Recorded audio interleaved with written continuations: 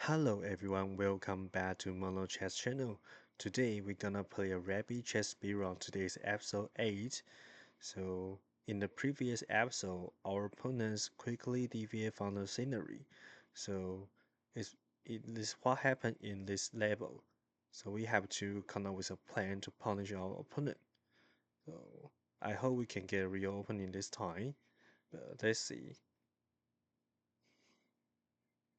Okay, we got the whites. So let's play e4,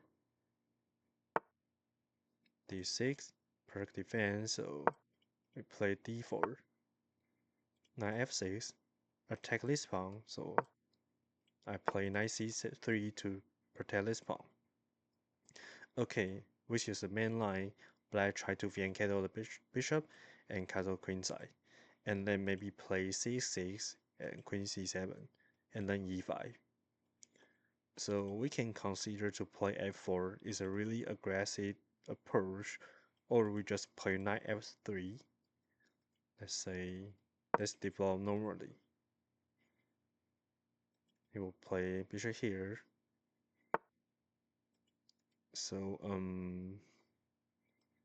if I go bishop c4, maybe there's a trick.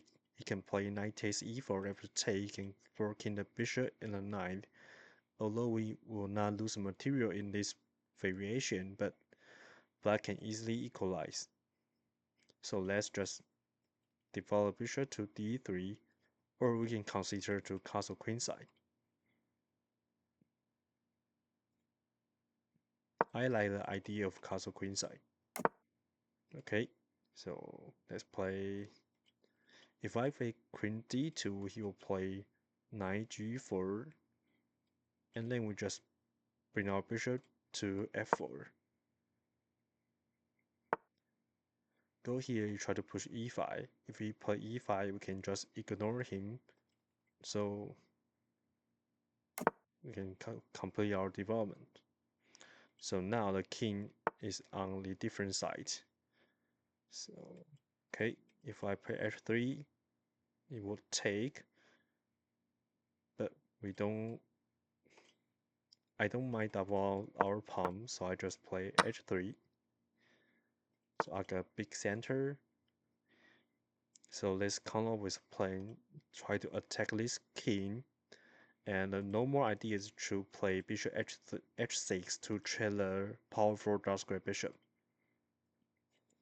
This bishop is pretty powerful and in our queen side, and it's a really good defensive pieces in the bad king. So bishop h6 is really a common plan to against this type of structure. Or we can complete our development, but I don't know which square is better for the light square bishop, so we can play like a waiting move. Okay.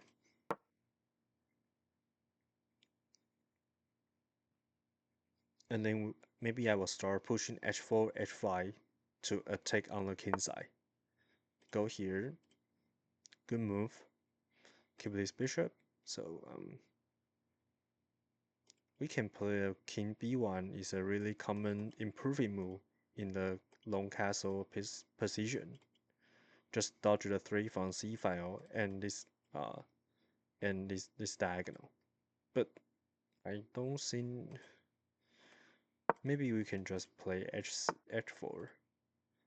Okay, because this pawn is on f3 rather than g2, so this pawn is protected. So if we play b4, we can dodge our knight to a4 or just bring the knight back to b1 or e2.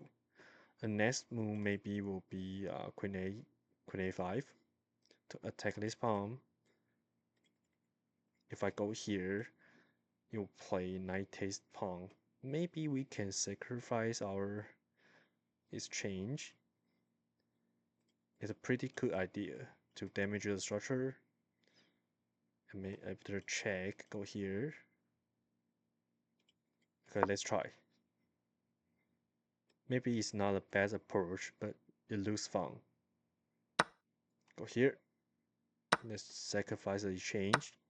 Maybe it's not good. So I will try to bring our pieces into the game. Play check.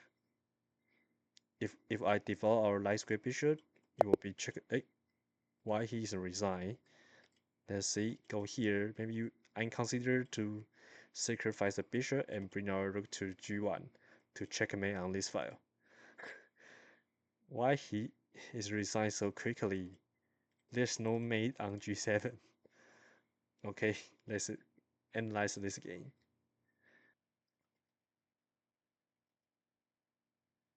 Okay, let's review this game. So e4, d6, d4, knight f6, knight c3, g6, knight f3. Okay, let's start to analyze this game. e4, d6, d4, develop. So in this position, normally you want to develop your light square bishop to c4, but after, let's say, white can capture here, already after you play knight takes knight, there's a fork. It's called central fork. This is a trick. It's not like you will lose a material because you have already win the knight.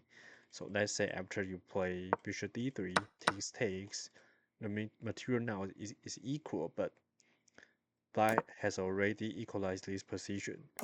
So if you want to fight for advantage, you will not go into this position. Also, if you if you face this fork, usually you want to keep your bishop because the bishop is much more powerful than the knight in the open position. So let's say you play knight, I don't know, maybe knight to g3 after take. Let's say you will lose a pawn, or maybe you want to take with a bishop and then move the knight to get a tempo. But in this type of position, white got a bishop pair, and this bishop is really powerful. This bishop can go to a g4 very quickly. If you play f3, he can go to f4.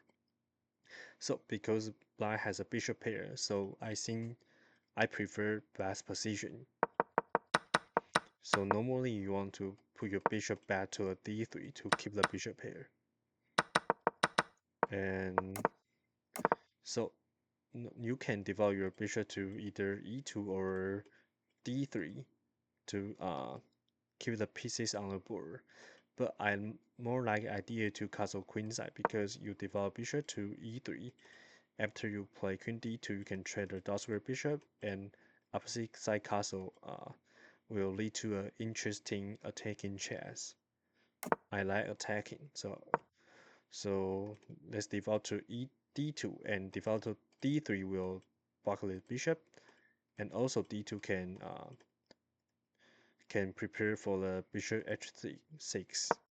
So after rook e1 and castle, so rook e1 is rook e8 is really useless move in this position because after white play black plays move like e5, I will close the center and start to attack. So this rook didn't have the scope here. So maybe the best approach is to play like c6 to restrict the nice jump and preparing for b5 and a5 and maybe queen a5. So in the perk defense, c6 is a normal useful move.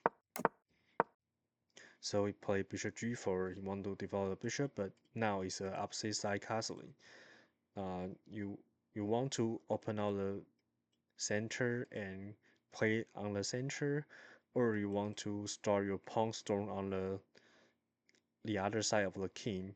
Let's say white's king is on the queen side, so I want to push our pawn and start our pawn storm on king side, and black want to play like c6, b5, b4, a4, a5, a4 to trade the pawn on the queen side. So my king will be exposed. So I don't think the bishop g4 is a good move because after trade I reinforce our center and I got an open file. Maybe after I develop bishop, d1 rook can go to g8. can go to G1. So after C6 and bishop H6, so in the fianchetto variation, you can always check the bishop like this, so the king will be in danger after dark square bishop is traded, because we remove the defender of the dark squares. And he tried to keep the bishop, so maybe it's a good idea, maybe it's not, because it wastes a tempo, but yeah, maybe on the opposite castle situation is not a good idea, because the the square of the king is not really not really yeah, only one square available for a king. So I decided to attack immediately.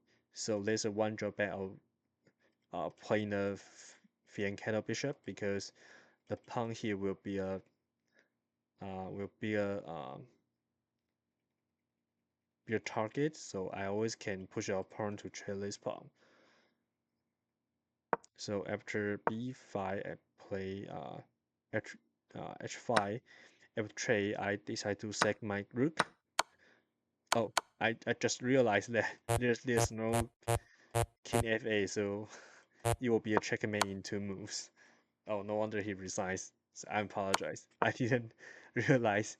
Yeah, it's a checkmate in 2. But even though it's not checkmate in 2, I can develop our bishop to this diagonal and bring our rook into the game. So the checkmate will be very soon. Yeah. Okay, that's it. So I think the correct approach to this move is not to take, just continue your attacking. Because even though you will not be checkmate in this position, your king is way too dangerous. So in the opposite side castle position, the best defense approach is to attacking your opponent's king. So black really need to counterattack this knight, and maybe play queen a5, and maybe play b5 and try to trade the queens or try to attack it. Okay, that's it. I hope you guys enjoyed today's video. If you like my video, please subscribe and comment below. See you very soon in next video. Bye bye.